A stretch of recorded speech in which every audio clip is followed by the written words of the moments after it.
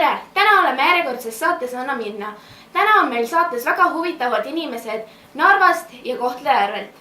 Esimene, kelle ma stuudiosse kutsuksin, on Pille Pihu. Ja järgmine oleks Kati Kämbla. Kuidas teie karjäär alguse sai? Kui ma olin noor, 16-aastane, siis ma ei saanud nagu koolis hästi läbi ja siis ma mõtlesin, et ega midagi muud üle ei jää. Peab ikka ennast nagu ära kasutama ja siis ma avastasin, et tegelikult sellega teenib väga palju raha. Ja siis see karjäär alguse saigi. See sai kõik alguse, kui ma olin 13. Minu isa õpetas mind väga palju iga päev, mitu tundi järjest. Aga siis oli siuke lugu, et nagu kondoome ei olnud ja olid sellised paberkotid. Vaat, sealt see kõik alguse saigi. Kui vanad oma esimesel seksuaalvahekorral olite?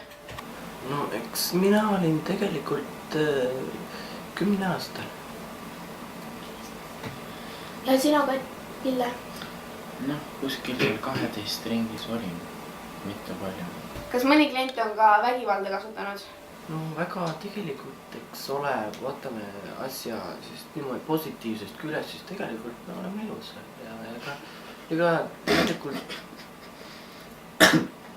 tegelikult kui kasutada kaitsevahendeid, mis tänapäeval on müügil, siis eks ole haigusi ka ei tule ja rasedaks ei jää, nii et tegelikult on väga hästi. Muidugi on ka kliente, kes on tahavad siukseid erinevaid mänge ja siukseid mängida. Selleks on olemas erinevad vahendid ja tegelikult on väga turvaline see ühiskond. Ja eks ole, soomlased ka, ega neil on ju omad internetileheküljed, kus nad kommenteerivad meid ja ka nad tegelikult väga hästi arvatakse meist tegelikult. Ja sina, Pille? Paks Rootsi mees ja siis ta tuli mulle piitsaga kallale. Kasutas väga palju käeraudu ja asi kiskus väga veriseks ära. Kas teil on ka naiskliente olnud? No neid on eks ole vähem, päris palju vähem, aga neid ikka leidub ja tegelikult naistega on tõeldes nagu valutum ja parem, et nemad nagu oskavad õieti nagu katsuda ja teha. Naised teavad, mida naised tahavad. Ja kui te olite siis ennem esimesel vahekorral küsisite 100, siis palju te nüüd küsite?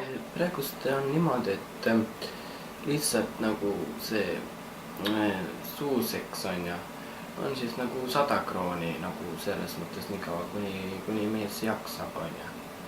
Aga muidu siuke päris nagu seks on siis nagu 400 krooni tund ja siis ükskõik mida näiteks mees tahab ükskõik mida teha, siis üks tund aega on 800 krooni. Ja sina, Pille? Minul on need taksid natukene kõrgemad. Mina võtan nagu suuseksi eest, ütleme, et 150 krooni. Ja tavaliselt on nagu minul nagu siuke tunni hinne, et tunnis üks, kuidas ma ütlen, kuidas kunagi, et oleneb, kas ma olen jokkis või ei ole jokkis. Seda ma tõesti oska öelda.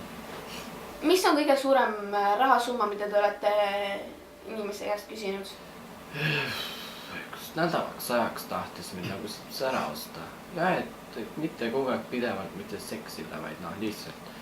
Ja siis ma küsisin ta käest mingi 10 000 krooni. Ja sina, Pille? Tuli minu juurde üks araablane ja ta tahtis mind 3 päevaks endale. Iga õhtu tegime väikest sekspaks ja murmängu, aga nagu muidu päeval ja niimoodi nagu jalutasime kõrbes. Ja selle eest ma võtsin talt 7500 krooni. Palju see araabia rahas teeb? Ma ei tea. Eesti rahas ma sain 7500. Ja on teil midagi lõpetuseks öelda Eesti rahvale? Ma ütlen, et lapsed õppige. Ei ole siin midagi Kusjuures mul on üks teadaanne tervele Eesti rahvale. Te võite meile helistada numbril 0900 88 55. Oli ikka nii või? Oli või? Ei olnud ju.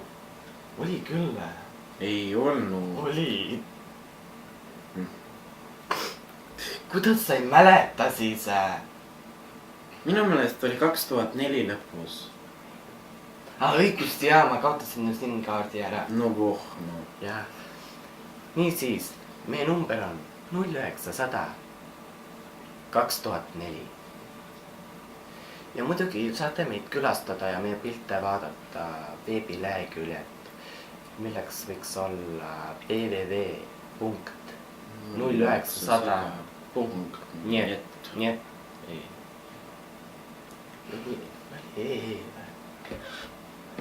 Ei, niet, jah. Siis tuleb kaldkriips, sadomaso, kaldkriips, siis tuleb sükene, Laine. Umbes või?